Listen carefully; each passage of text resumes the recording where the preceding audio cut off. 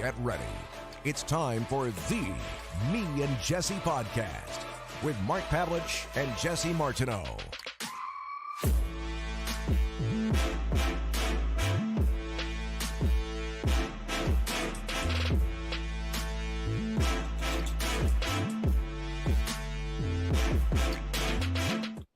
Welcome back, everybody, to the Me and Jesse podcast. My name is Mark Pavlich. To the far in the grove, the big, sexy Jesse Martineau. And listen, ladies and gentlemen, one of my favorite people in the fighting industry, and you know I don't like that many people in the fighting industry. 15-time UFC vet, Alan Belcher in the house, everybody. What's up? How's it going? How's it going tonight? Yeah, our pleasure, man. We're excited because, I mean, we're going to get into all the exciting things happening on now, but 15 times. I'm happy to be one of the people in the industry that you like.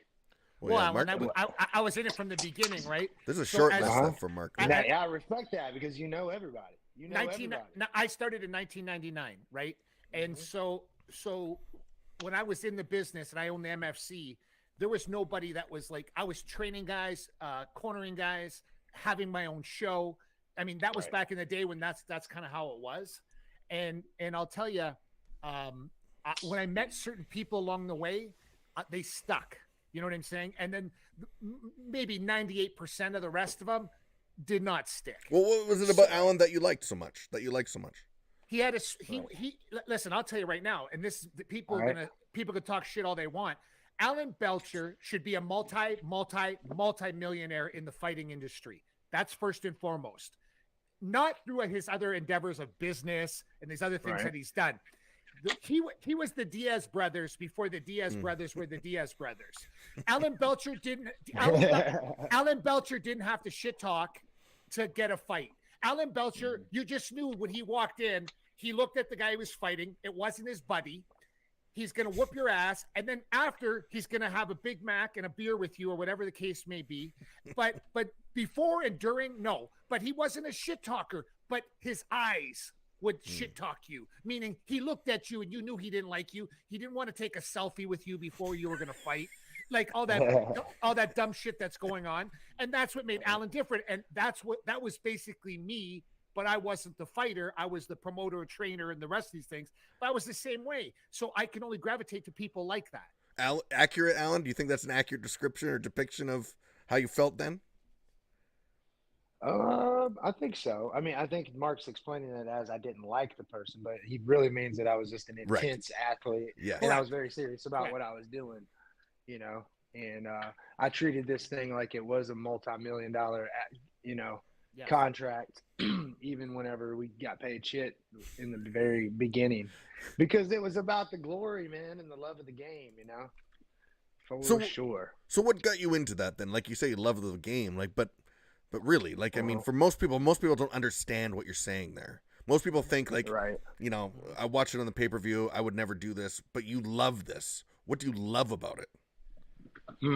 Well, I mean, no, I did it before anybody knew what it was and where I'm from, you know, and like, dude, it was weird. It was weird. Jiu-jitsu and all that stuff was weird. So it was like, for me, I knew, number one, when I was growing up, that if I could become the one thing I could control is being able to fight people and you know, go toe to toe, one on one, you know, if I needed to, or if I needed to show some type of dominance and become some type of alpha or whatever, this ego thing that you go through when you're a teenager. And so I was like, well, you have to learn how to fight. And the more you practice, you know, et cetera, whatever. And I had been in martial arts since a young age anyways, but I just took that and ran with it and was like, if there's something that I could do in this world, maybe I could be the best fighter, you know, and maybe this you know, MMA, UFC thing might be something, but that's whatever it is, money or for love or whatever, that's my path that I got to go down. So I just went in head first, you know, and dedicated everything to it. And it's been an awesome journey. And it's a learning process all the time up until today.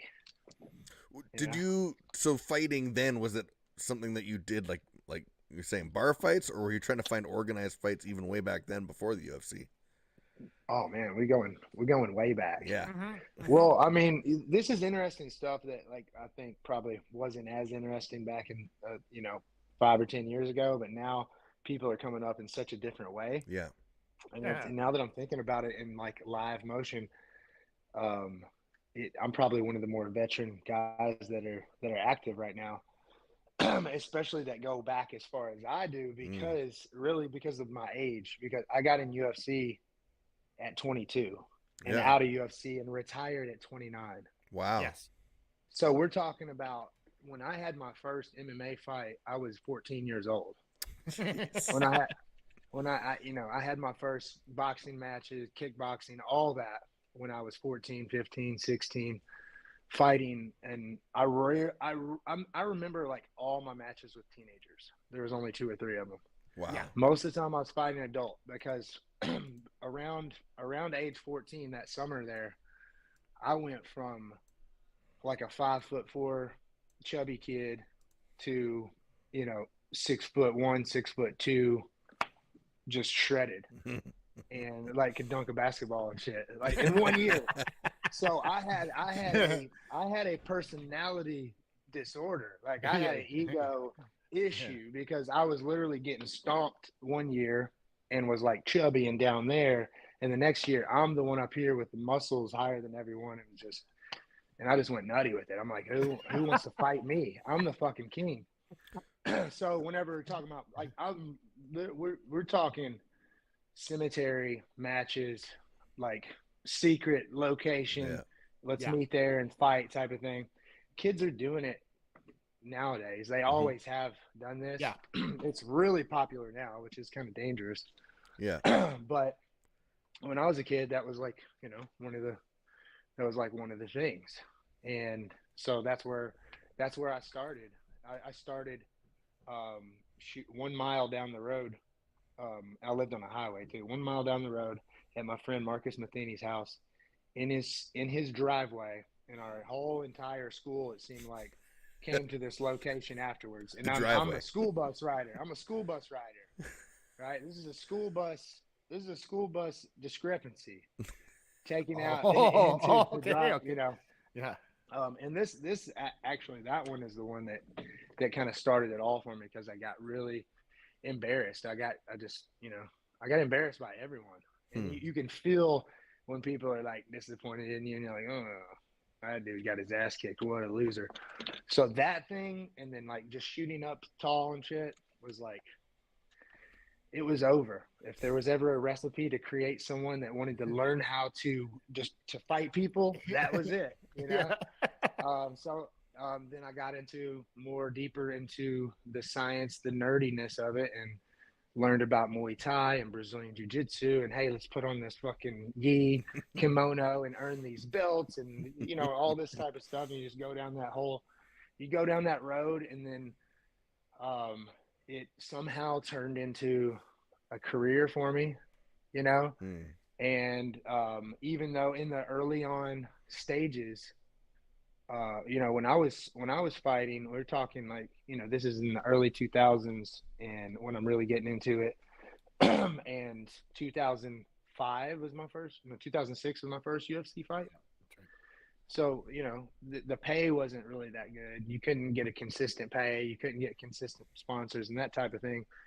But I was bound and determined to figure out a way to stay in there and ride this thing out, because I saw the vision of the future of what it could be, really, like what it is now. So I figured out a way to turn it into business, and had my own gym and train people and that type of thing, like everybody does. And at that same time, trying to do that, and then, having a family and starting to having kids in your 20s and that type of thing, there was just a lot of distractions. And I was in there in there was the first kind of boom, or maybe like the second boom of UFC. It was the second boom, yeah. I was on live on the first Fox, on the first free TV thing. I fought that night, and I got just tons of fans, that no wonder that is the fight, that the Polaris fight is, probably my favorite fight, and that's the one people remember the most. Do It was a, but it was do you also figure, the Alan, because being he said, unboxed. do you think because he's such a douchebag too that when you did that, it was like you were the savior to squash him? Because he was Polaris was a douchebag, man. He was the king of the douchebags, man. And I couldn't stand that guy. And I couldn't believe some of the shit he did to people with the knee bars. And I thought, man, if there was someone to justify it and rectify it, it was definitely you. Right. Yeah. Right. Yeah. There's certain rules that you don't. There's certain rules that you don't break. There's certain things that you don't take it that far. You know. And whenever it's on the line, you know, I'm gonna fight you. I'm ready to maybe get something torn or broke, or to get knocked out and possibly die. I'm ready for that. But once the referee comes in, or I tap out, or something like that. Don't fucking hurt me. Yeah. Because I have to make a living. Yeah. You already won the fight. Why do something extra? That's right. And now cause me and my family more grief and more pain than me even losing the fight. So that's what he was doing to people. Yes. Over and over. And, you know, he needed an ass beaten. And he got it on live TV. This was... He got it on Fox. Yeah. Yeah. And I'll tell you something else. About every interview we talk about that fight. You know, almost every single day someone asks me who's like talks about it. I'm like, I can't believe people are so interested in this fight where we're just like rolling around trying to grab each other's legs, and I'm more me just escaping out of it. It had a cool dramatic finish and stuff where he just was kind of like tired of going for it, and I just ended up TKOing him, you know. But I will tell you something about that fight that I don't normally talk about that I'm sure we're going to get into. We discussed a little bit before about some of the things we talk about, but that fight was kind of like almost I was going through something before that because I had already had the eye injury. This was part of my comeback from that. And from that whole eye thing, I just couldn't really get back into it. I didn't really know what was going on mentally. Now I have a better understanding of it and everything. But that one, thank God for that fight right there, because I really was not feeling anything. And it was that phone call that I had with, I believe, was Joe Silva. Oh. Joe Silva and also Malky Kawa. And I talked to both of them. I talked to Malky a few times. I remember these conversations very much because I remember the feeling that I had about fighting him was really kind of an old feeling of like nervousness, like not a confident type of thing, but like danger, like there was something about that. Now this is the driveway. This is the driveway. This is the school bus onto the driveway. That feeling. Yes, exactly. Exactly. The unknown. And then you do this your whole life, and then it gets to a point where it's like, it's just not exciting. It's not as passionate or whatever. And then I went through the eye injury where I thought I was going to lose, you know, my whole career. And then I was out for, you know, a couple of years, and then started to come back. And it was like, I was cleared to come back. And I was 28 years old or 27 or 28 or whatever. And I was ready to come back, and it was time and everything lined up. But me inside my heart was like, for some reason, I didn't feel like keep doing, you know what I mean? I was ready for that. So we talked about a few different things, but when that fight came across, it relit something up for me. Okay. And I knew the feeling that I had, I knew that was like a guaranteed win for me. That's what really got my confidence, because one reason I didn't want to fight because I knew that I wasn't feeling it, right? And then if you half-ass something, you're going to mess up, right? You're going to get hurt. You could get hurt. You don't want to go in there and half-ass it. I've done that. I did that in my last couple of fights in the UFC. But I knew I was going to half-ass it.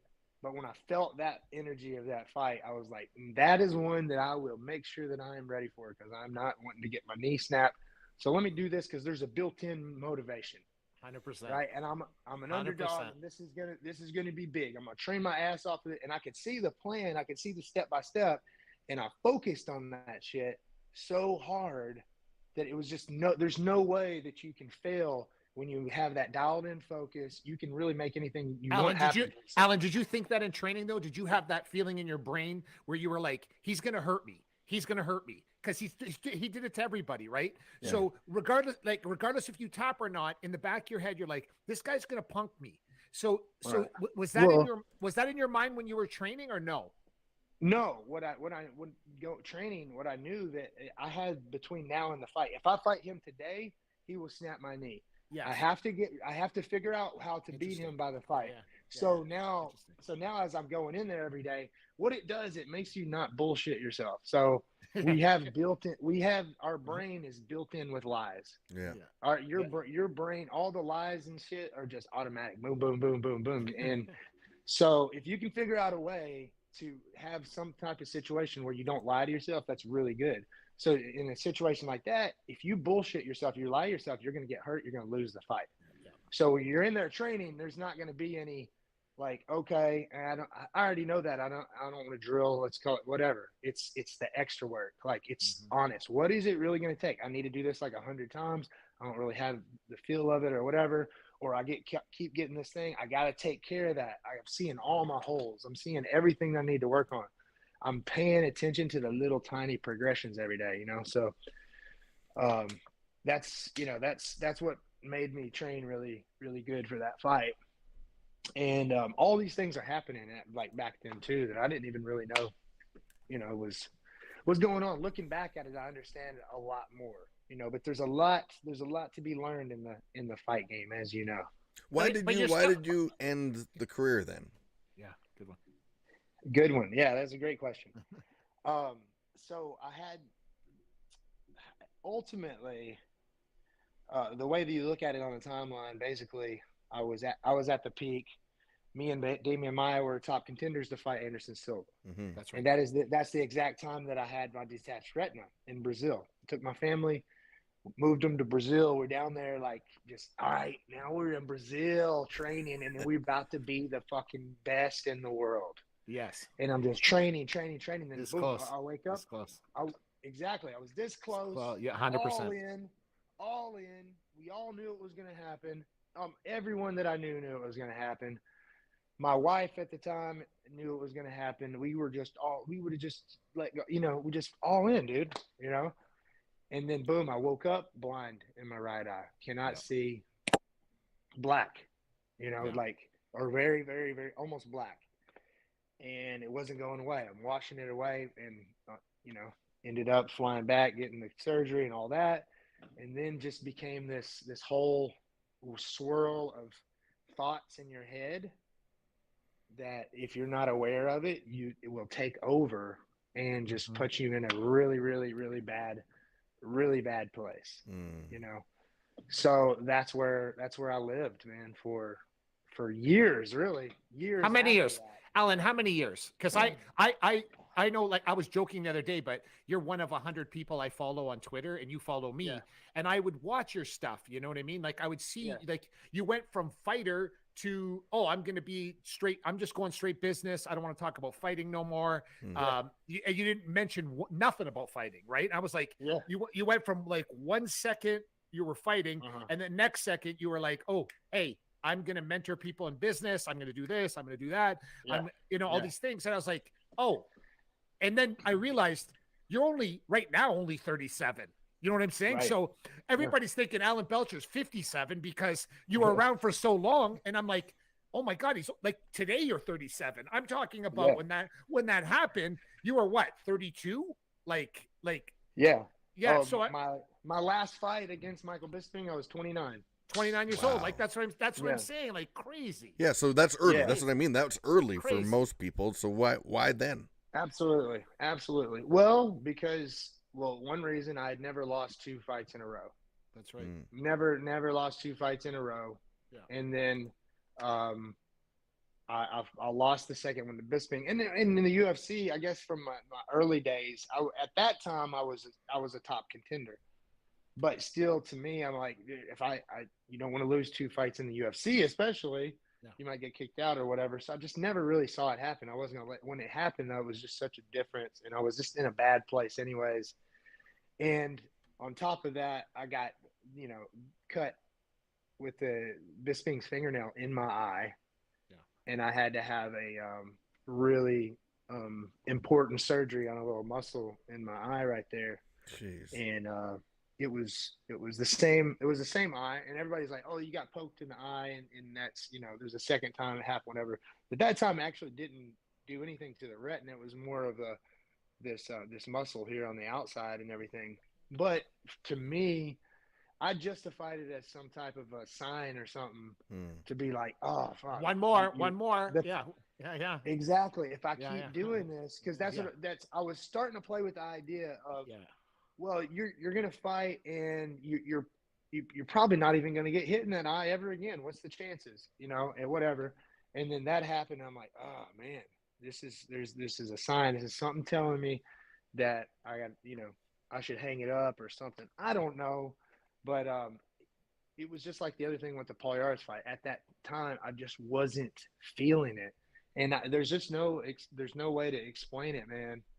Except just if you're mentally not there, it doesn't matter how much money's on the table. Yeah. It doesn't matter anything. There are things that can kind of get What's your support excited, like I said. What's your support system, Alan? What's your support system, Alan? I'm not going to say that because I know Melky's your manager and I know Melky, right? But I'm not saying just him, because I know managers have a lot of clients, right? So who was your support system at that time? Like, you have that core 3 or 4 people that I don't care what time of the day it is. I'm going to call you. I'm going to text you. You're going to pick up the phone and call me at 2:00 in the morning. I'm on tilt.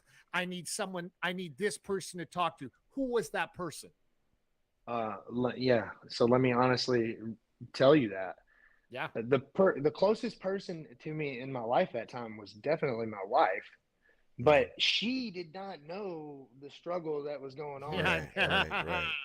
Jesse and I talk about that was my wife, and I wasn't about to, in my view, my point of view, if I tell her these things that I'm experiencing, she's going to think that I'm weaker. Hey, you're not the Viking. You're not the Viking. Exactly. And she's going to start to feel insecure about everything, finances and whatever. And so, which a lot of the reasons why, that and some type of ego thing of wanting to seem, well diverse and educated, and I looked at business and money and those types of things as part of success also, right? So the ideal person that I created in my mind as I was growing up, this great, wonderful superhero person, was also a business onner and was like a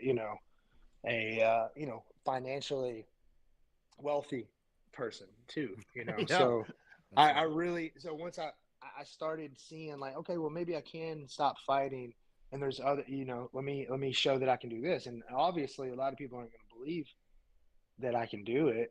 So that gave me something to kind of chase after, and like, let me prove this there.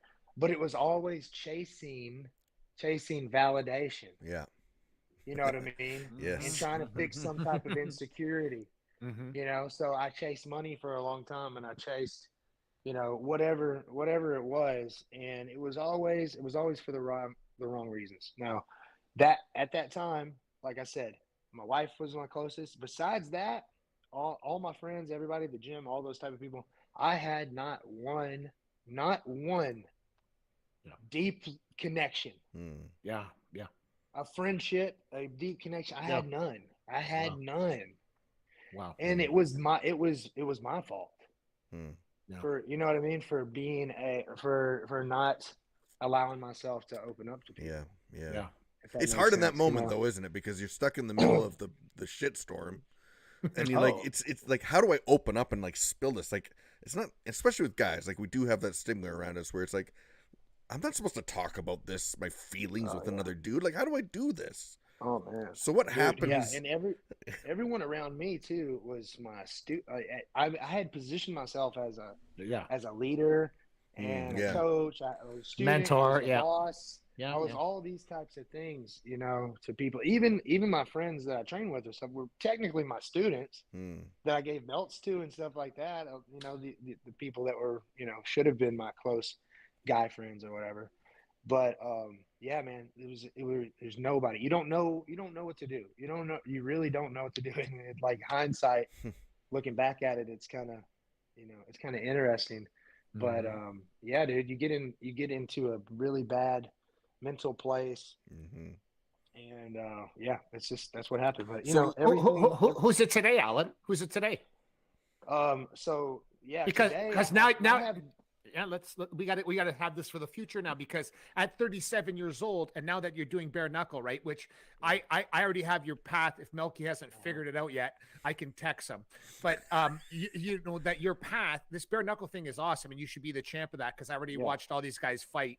So you're gonna, like, unless you bump your head on the way to the cage to smack these guys out. I mean the ring.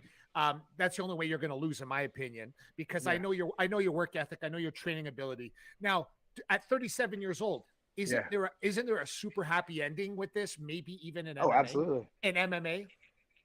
Oh yeah, for sure. Yeah, the happy, of course, man, because we got to wrap it all up. There's this moment. There's going to be this moment, right? There's going to be that moment, right? Like ting, ting, ting, ting, ting, ting, ting. Like you're going to make that money, like the rightful payday that you would deserve.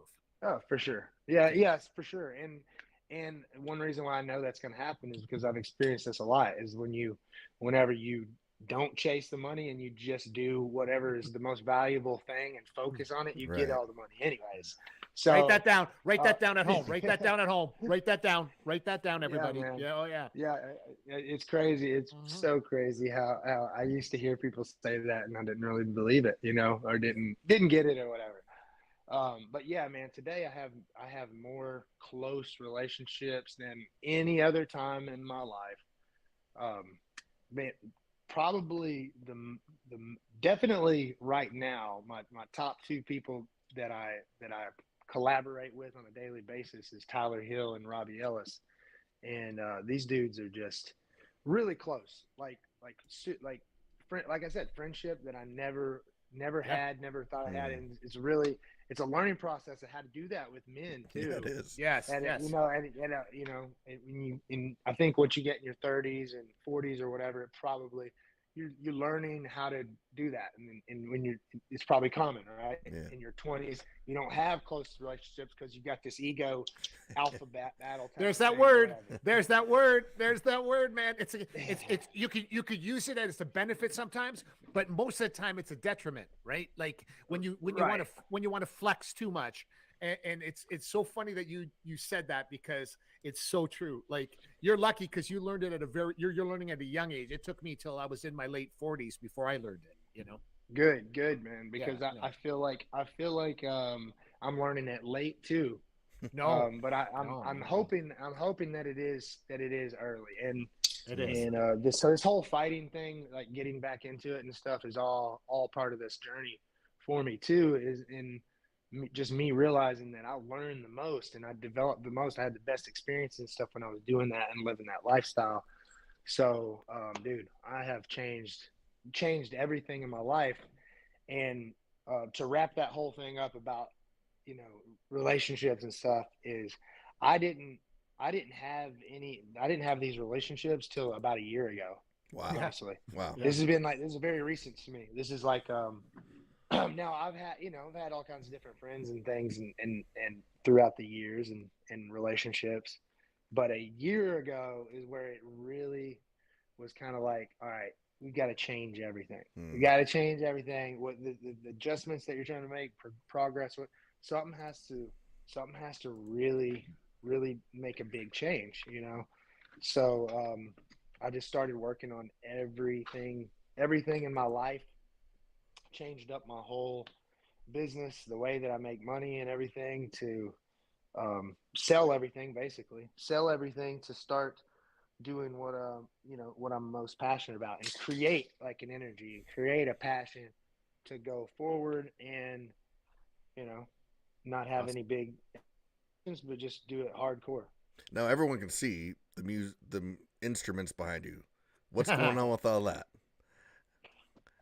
Well, play instruments. I'm not just a collector or a poser. Good. Yeah. So what is it like? I'm an artist. I was like this, like, shit, Jesse, you're gonna get our asses whooped here if you start, One thing you got to understand about me is when I get, or I guess you don't have to understand about me, but might help you understand me. Yeah. Is when I get obsessed with something, like Dude. I get all the way obsessed, and my whole life, I'm okay with saying this now, is that I don't want to work a regular job. You know what I mean? I want to fuck off and play music and hit a punching bag and exercise and experience life and hike and be like just experience life. So I'm blessed, and I just really didn't know it. Wait a second, I'm writing that down too, because 99% of our guests use the word blessed on this show, and we're down with that. So I just want to make sure that all you atheists that listen to our show, Alan Belcher, you just used the word blessed. Okay, thank you. I just wrote that. No, dude, I can totally relate with you, because that's exactly the thing. Like, my wife goes crazy because when I jump into something, I have more fishing rods sitting back here than I have 15 more in the garage.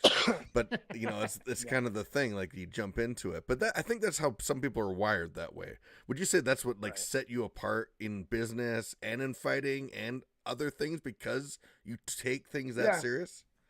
Oh, for sure. And it also caused me a lot of pain too. That was my next question. Having laser focus and just saying fuck it to everything else. Yes. Yeah. Because that is a detriment of this whole thing that people don't get. You could get really awesome at something, but something else has to give. Always. It's a sacrifice, man. That's why they call it a sacrifice. For sure. You're sacrificing everything else. Yes. Your hygiene sometimes, and taking out the trash and all that shit. Yeah. You're just focusing on whatever it is. What about now fighting bare knuckle? We've watched this, and it is violent. Like it is. It is.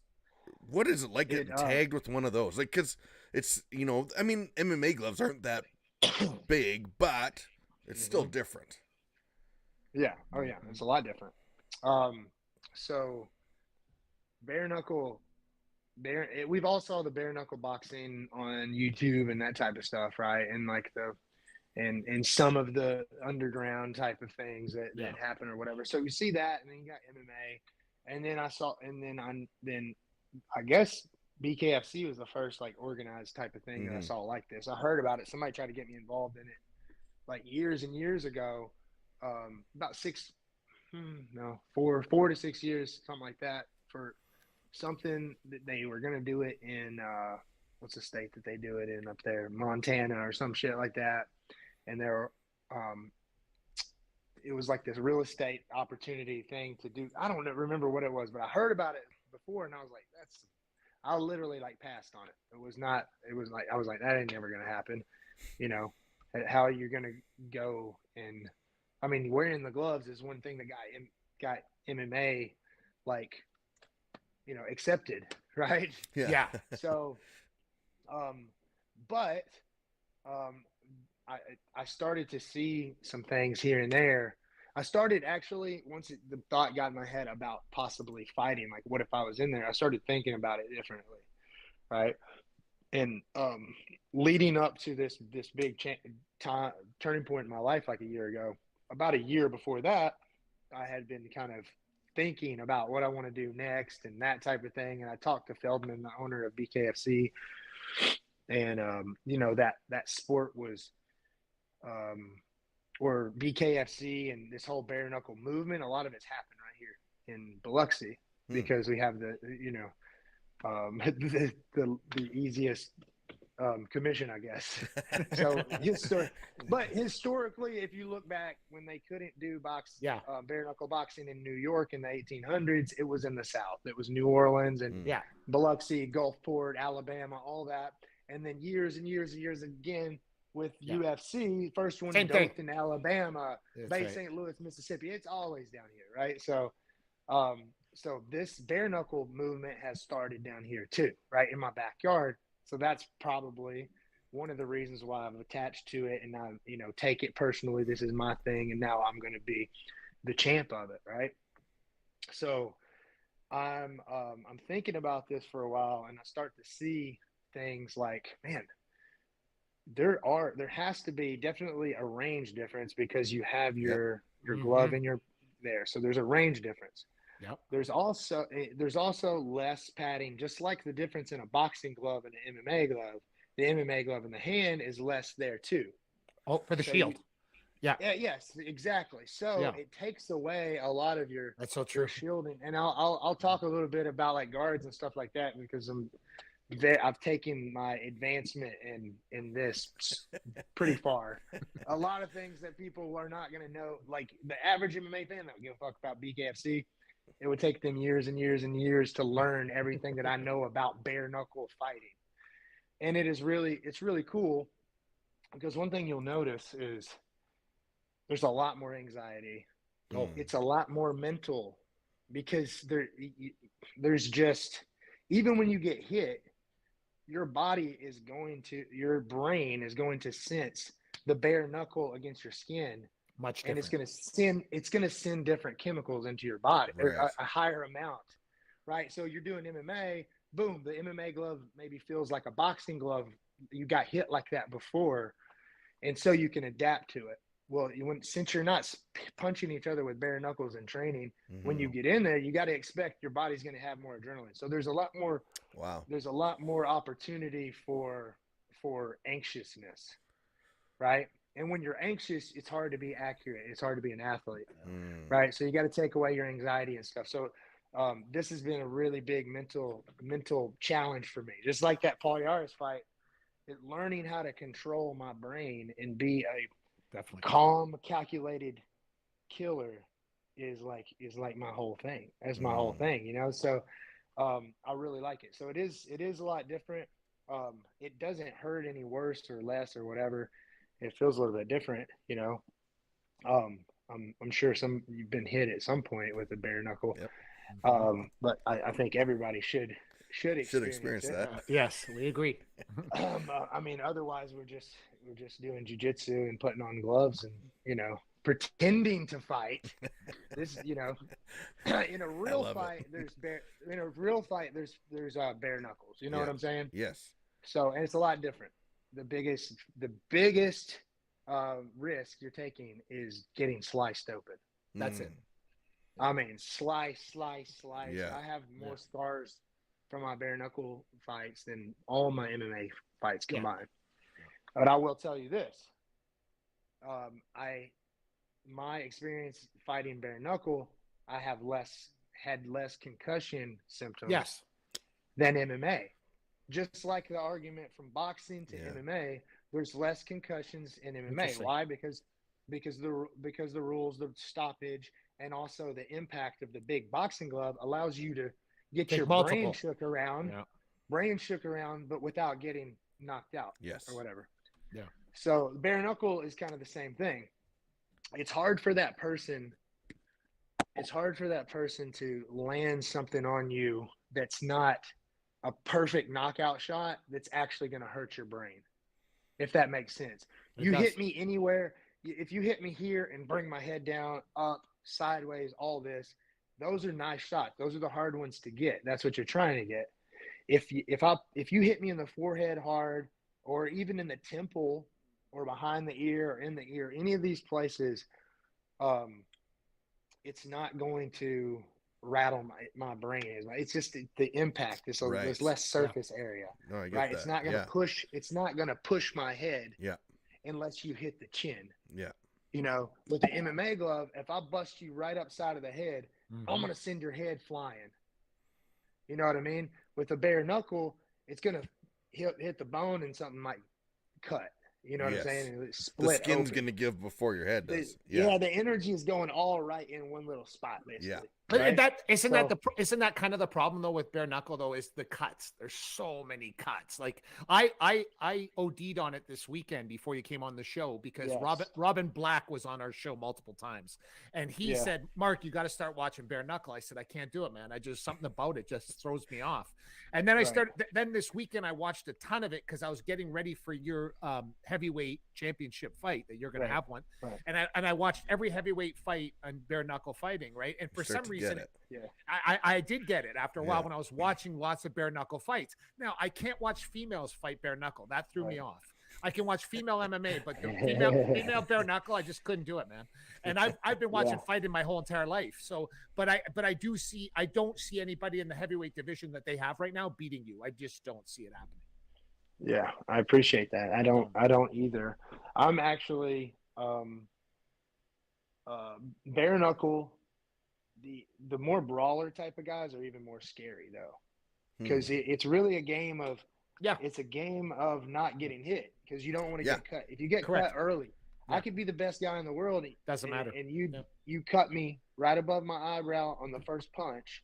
Yeah. Now I'm fighting against that the whole time. Yeah. So that is part of it. So getting cut is part of the risk.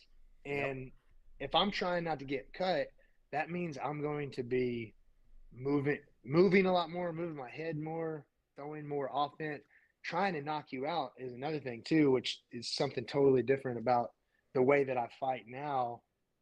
My whole goal going into any type of fight from now on is a knockout, is a KO.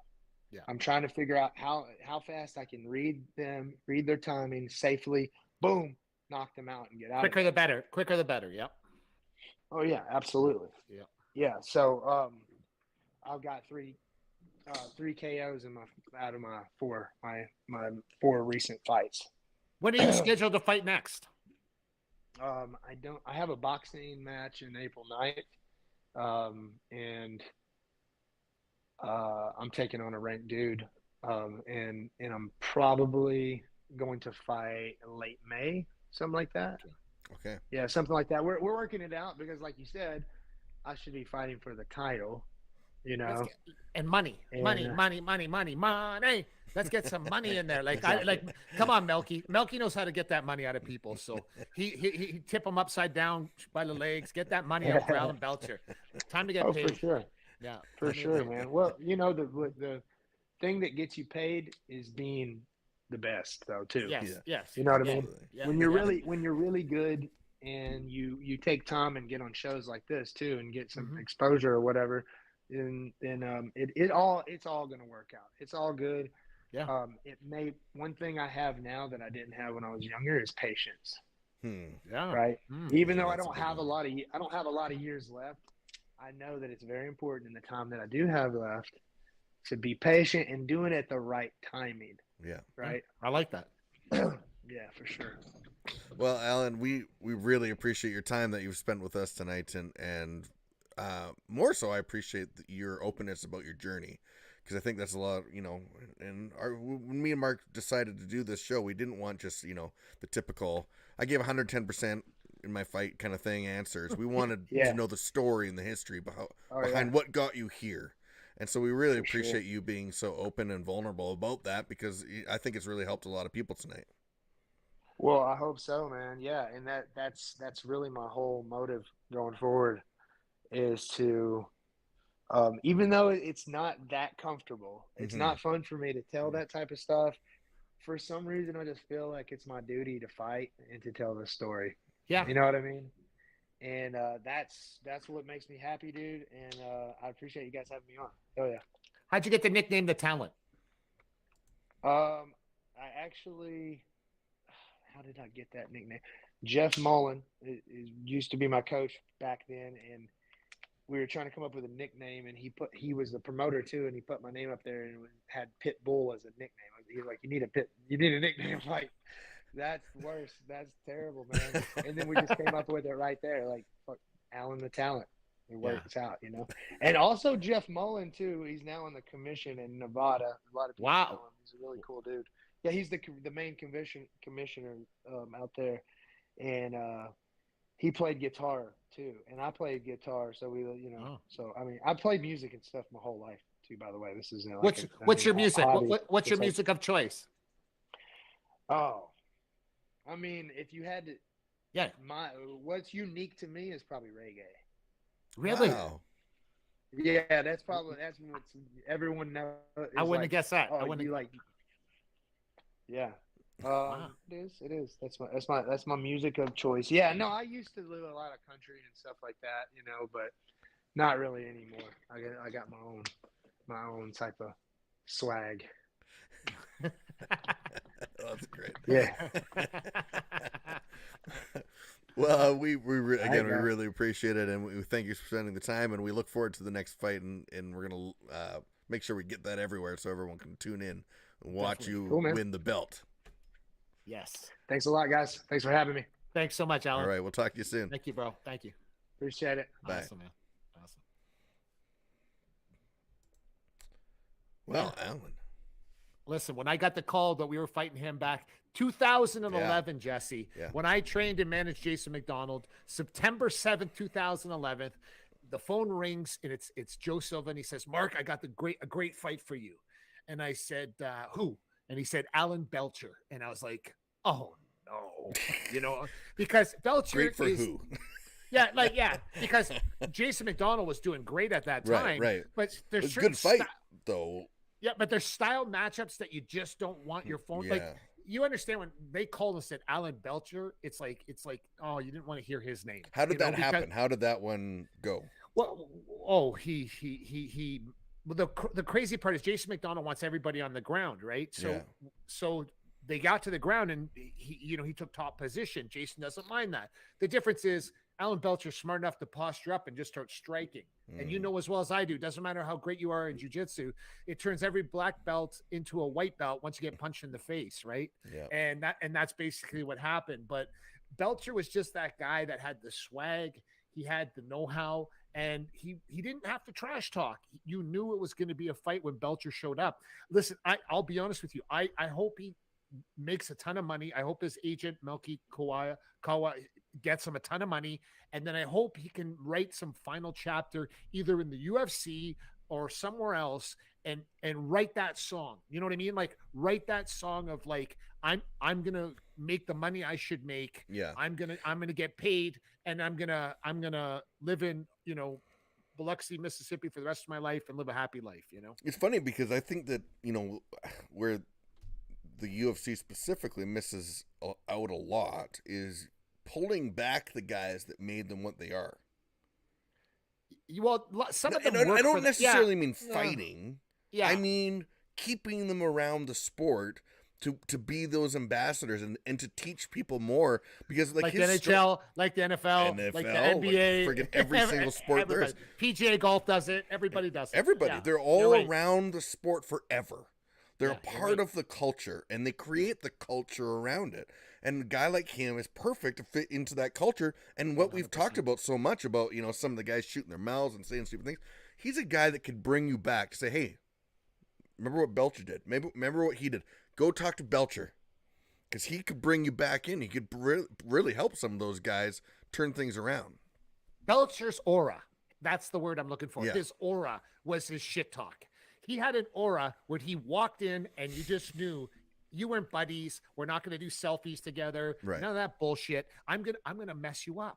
I'm going to bust you up in this fight. And you had that. Listen, I never spoke to any opponents that we fought. Okay. And I remember when Jason McDonald fought Rich Franklin, and we were in the restaurant, and Rich Franklin and Jason were doing pictures together before the fight. And Jason said, "Mark, Rich wants you to come over to be in the picture." And I go, "I'd cut my fingers off before I would do that." Like, you understand how stupid that is? Like, what the F is wrong with all you guys, right? And what I'm trying to tell you is Belcher's that guy. Belcher may have not said what I said, but he was thinking it, he was processing it, and he's like, "No, man, I'm going to take your lunch money and I'm going to take it home with me." That was his mentality. Yeah. And when he was off this long, like I said, even today, I didn't realize how old he still is. He's only 37 years old. Guys are fighting in the UFC still. Yeah, they're fighting at 37, 38, 39, and then kind of that's the cutoff, right? Well, it's interesting because he started at 22, and back then that was early. Yeah, now you see it, but back then you never saw it. That was early. Never. And so you're like, oh man, he could have been 22 to 37. Exactly. Wow. Exactly. But there's other things, there's other priorities, there's other issues that go on that take over.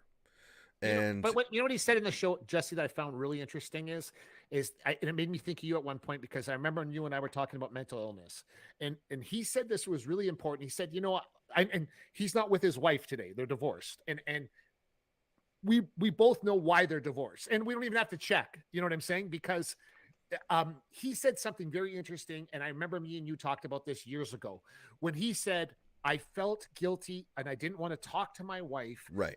Because she wouldn't look at me like I was the Adonis that I put in my mind I was, and that was the problem." And you and I talked about that on our show multiple times about how that's difficult for men to have that conversation. Well, it's also difficult too because you don't know how. your spouse is going to respond. And in some ways too, like, maybe they're not equipped to deal with all of that. Correct. Which is why it's super important. And I'm a super big advocate of getting, maybe not psychiatric, but at least therapy, at least someone that like, conversational therapy where you can sit down, if you have no one else to, sit down and actually talk and converse with someone. I'm a big fan of that because you have to get all those things out, and you can't just dump it on people that might not be prepared for it. I think it's important that you do share like where you're at to a certain degree, but if you're worried that your spouse or someone is not able to handle that, then you need to go seek someone that is able to handle that. Exactly. Because it is so much. I mean, anyone, he would tell you too, the same thing. It's like, you have to talk, you have to deal with it. You can't just put it back in the back drawer because it just grows bigger. It just doesn't stop. It doesn't just go away. You have to keep working on that and pruning that thing. So, I really appreciate that. That's what I mean too about UFC utilizing some of these guys. Because he's not the only one. And he hasn't been the only one. No. You could look at, you can almost now watch shows and you're like, oh man, that guy I think that guy's struggling something. And so you can almost see it now. But that's where I would like to see more of that in sports specifically, because, it is one of the things, the ego, alpha male, all that stuff, you don't want to appear like you're less than. Correct. Or weak. The word is weak, right? Yeah. You don't want to appear weak, especially when you're fighting. I mean, Exactly. you don't want someone knowing like, hey, this guy was exactly. depressed in last week, and now he's gonna fight you. You'd be easy money. Yeah. Easy money. Well, other huge news. Oh, he's back. He's back, everybody. He's back. back. It was a nice 1 month, 9 day vacation for Tom Brady. But you know what happened? Giselle was like, hey, Tom, head down to the Whole Foods, get me a loaf of gluten-free rye bread. And he's like, I'm going back to the NFL. Oh, that happened. I was on a hike with Minot this morning, and we were talking about that he was home for literally 39 days, and he was walking around going, I know I'm going to go back to football training in another, 6 weeks or whatever. Like the start, they do that miniature camp, and then they do the big camp. Yeah. And he's thinking like, oh yeah, this is great. But then he's thinking, no, I'm going to be home forever. And he's like, even with Giselle as your wife, that's too much for him.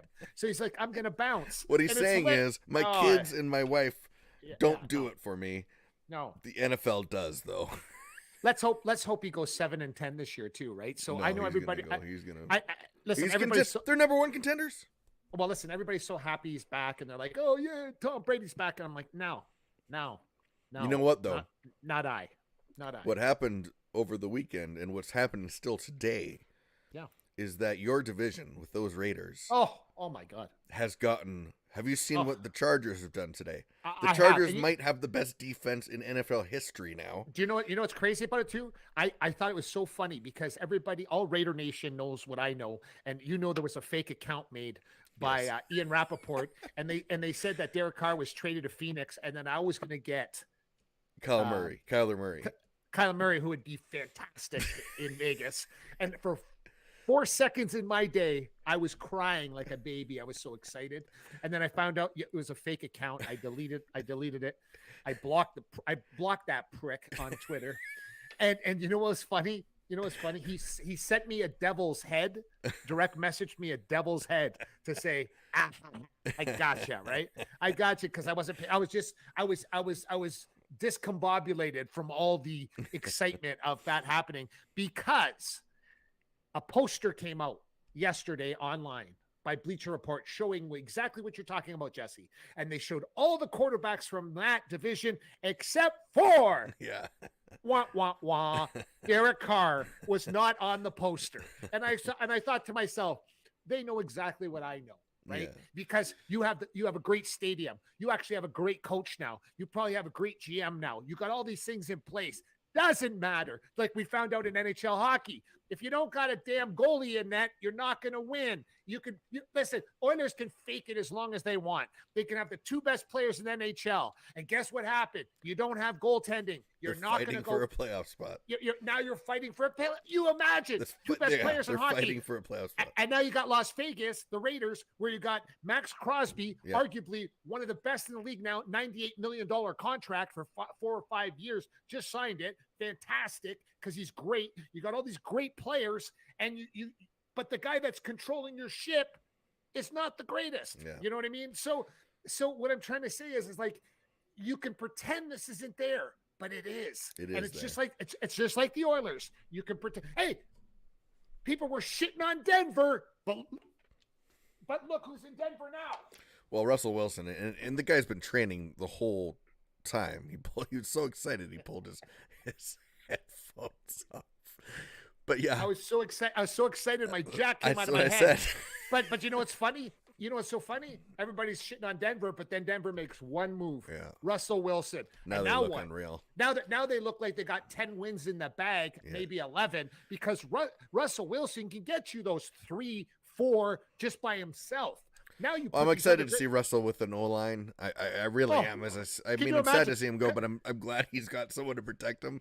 He's got an O-line now. He finally has an O-line for the first time in his career. I know. Even when they won the Super Bowl, he didn't have an O-line. No, they did not. So people can all say what they want, but I started looking at all these moves, and I thought, free agent frenzy's going on today in the NFL, and I'm like, the Raiders are making no moves, and I'm like, you know what's funny? You better hurry up, because I'm not going to say they're going to trade Carr right now, but what I'm saying is, you want to do the right thing, and if you're the new coach of the Vegas team, you come in. This is your opportunity where you could pull the plug on this guy, and not that many people would feel bad. No. Not that many people. Well, and now it even makes more sense now. Yes, with you know, having 3 elite quarterbacks in your division, it's crazy. Oh, it's nuts. And you know what's funny? The Raiders went 10-7 last year, which was a small miracle, and which was fantastic. But you know what's funny now? With what you just pointed out, these quarterbacks. 6 games they have to play. Okay, there you go. That 10-7 looks more like 8-9 now because of still Carr. But if you put Kyler Murray in there as your quarterback, now you're looking at maybe 11-6 instead of 10-7, where you basically defensively, the defense finally stood up a little bit and said, okay, we're gonna flex, and we'll help you guys out, which they did to get us to this. But like you said, when I saw this lineup come now with Russell Wilson in Denver, which is basically my 2 free wins every year, no matter what, that's gone. That's gone. KC is KC. That's gone. Yeah. You know, now you look at LA, you look at, oh my God, it's just like it's like now everybody's finally paying attention to this division. Yeah, no, it's true. It had its time where it sucked, but it is back, and it is back with authority. Yeah, because everybody wants to live in the sun, Jesse. They all want to be like, let's sit in Vegas in the sun, no taxes. Let's go to San Diego, sit in the sun. No one wants to play LA now, but yeah. Still. Yeah, but everybody wants to sit in the sun, right? Yeah. Everybody wants to live that lifestyle. Listen, you know what the funny thing is? Aaron Rodgers signs that huge deal in Green Bay. It doesn't matter. Green Bay ain't gonna do shit. Well, Adams today said that he's not gonna play under a franchise tag too. So there you go. You're gonna have to pay. They're gonna have to pay for him too, and they need to, because Adams is his guy, so they have to pay him. It is crazy. The NFL this year is going to be nuts, and it's still not done, because there's still 3 or 4 teams that absolutely need a quarterback. Looks like Seattle might actually get Deshaun Watson. Now it has to go. He got cleared of all criminal charges, which is mind-blowing enough. Okay, but you imagine that the guy was accused of all these things. Everybody shit all over him, and then he was cleared. And then he was cleared of all. Forget criminally. About this. Forget about this, everybody. You're innocent until proven guilty. That's bullshit. Well, no, I agree with that. Yeah, that doesn't exist anymore, because he was innocent, and basically everybody turned their back on him. And he's one of the best quarterbacks in the NFL. Well, it is. I mean, it's one of those weird things. Like, there was a lot of people that came out, and again, let's write off half. There's still 8 left. There's still 8 people left, and then you're like, okay, well, he's cleared of all criminal charges, fine. But then you look at the Calvin Ridley situation, where he bet a total of $1,500, and Crazy. loses $11 million because he's suspended for an entire season. Yeah. What does that say I to don't know. the players of the NFL today? So, the league might still rule and say he's gonna. I think he's gonna get a 4-game suspension, maybe. But it looks like Seattle's his landing spot, which that puts Seattle back on the map again. Yeah, that puts them back on with right all on the those map. picks too coming in. Like that could actually be 100%. all right. 100%. And then Carolina absolutely needs a quarterback. If not, then Christian McCaffrey might get traded, and then there's a number of the Titans and Houston. Pittsburgh got Trubisky today, which I guess isn't the greatest, but but still, it's a though, plug. It's probably better than old Noodle Arm. And it is better. It is better, but it's not gonna solve their problem either. No. And so there's still some shaking down left to happen here. So we'll see what happens in the next couple of weeks. But it is going to be an interesting, and then the draft too, because you never know what's going to happen there. Even though the quarterback draft is not great this year. But anyway, but there is some good players from the draft that could start in the NFL and make a difference right away. Sure. There's it's a not handful sure of about guys. the quarterback kind of thing yet, but we'll see. I agree. Other than that, big news for me. F1 starts this week. Back at it. I'm really excited. And you're about on the winning side. And you're on the winning side. Hey, coming in as the have the champion, drivers championship, not the constructors. I think they want the constructors too this year though. Going to be interesting because it's all new chassis, all new cars. I've been watching a lot of the preseason stuff. It's crazy what they've been letting them do to fix their own different cars, and it's just going to be a great year. And then it's fun to watch. The Raptors are on a roll too. They look good. Man, listen, that's one thing. The only place me and you come to agree on in sports, we both love the Raptors with all our hearts, and I'm super excited. And I'm telling you right now, the team looks great. I love that the last road trip they were on really showed a big thing. Gary Trent Jr. 40 points. Yeah, guy's coming to his own. Hey man, I know, and there wasn't many that loved that trade, the Powell trade, but I'm like, Gary Trent Jr. is the real deal. The second they did it, I was like, Gary, who?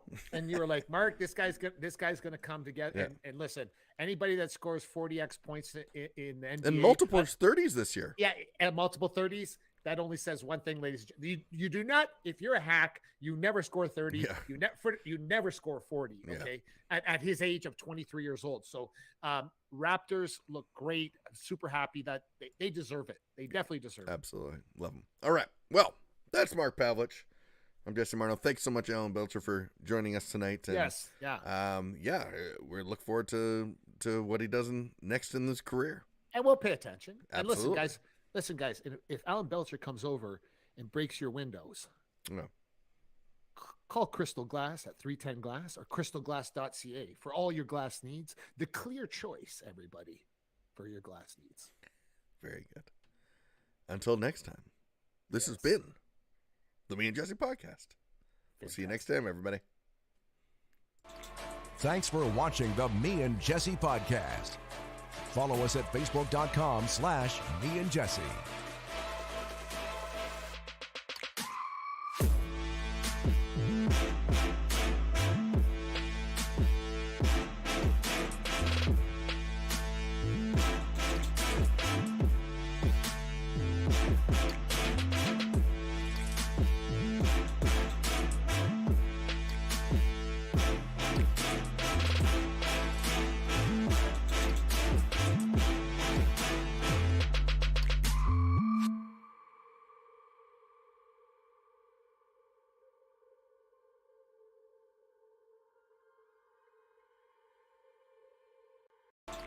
Thanks for watching the Me and Jesse podcast. Follow us at facebook.com/Me and Jesse.